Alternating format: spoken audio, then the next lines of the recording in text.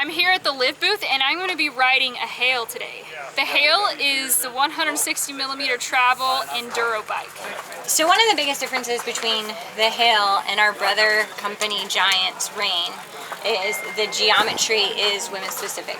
We've actually repositioned the bottom bracket so it's slightly lower and slightly further back. Women, we balance ourselves and our center of gravity is through our hips, where a man's center of gravity is through his torso. Anthropomorphic studies show that that's the general rule, the bell curve. Like, obviously we're different. I wear women's underwear for a reason. And so by repositioning that bottom bracket, changing something to the geometry, it actually allows us to find a balance point on the bike. So we don't have to get as far back, so our front's not ghost steering. And then climbing is not like you feel like you have to be up over the stem to get far enough forward to climb.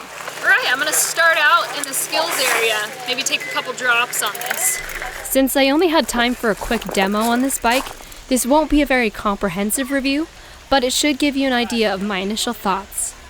Enduro bikes are meant to bomb downhill at high speeds, smashing through rocky and rooty sections and taking drops, as racers push it to try and get the fastest times. But they still need to be capable climbers.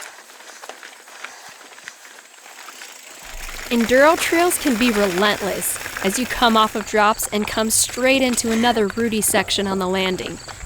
The Hail felt nice and long, so I never felt like I was going to go over the bars. And the 160mm of travel definitely gave me confidence. I was going off of drops that were bigger than anything I've tackled before. That's the biggest drop I've done yet. Great bike to do that on. These 2.5 tires are pretty nice on the climb. Definitely can feel that it's a little heavier bike than my 5010.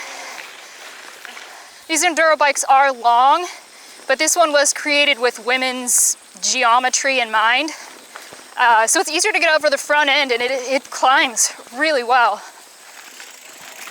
This was my first time riding a bike that had 2.5 tires, and I have to say, I really liked it.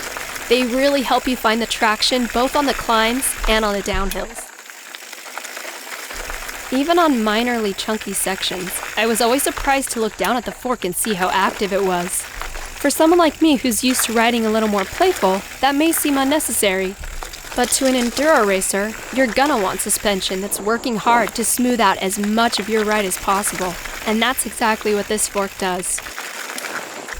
While the Hail does have a lower bottom bracket than its male counterpart in Giant's line, I wish it was even lower. I love the low center of gravity and aggressive feel of a low bottom bracket. If you like a bike that's spry and playful, the Hail isn't the right bike for you. However, if you're looking for a bike to help you smooth out the ride as you bomb down all those rocky, chunky, rooty sections, but you can still do some climbing on, you should take a look at the Liv Hail.